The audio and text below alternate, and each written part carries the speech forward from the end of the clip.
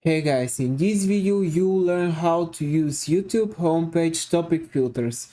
It's pretty simple, so if you appreciate that, make sure you give our video a like and don't forget to subscribe for more videos just like this. So let's start. Let's open the YouTube app, and what topic filters basically are those titles here under the YouTube logo.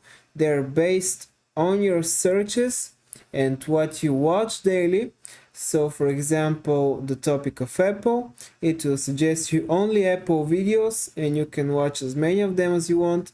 Then you want to change to photography, for example, watch some videos about photography.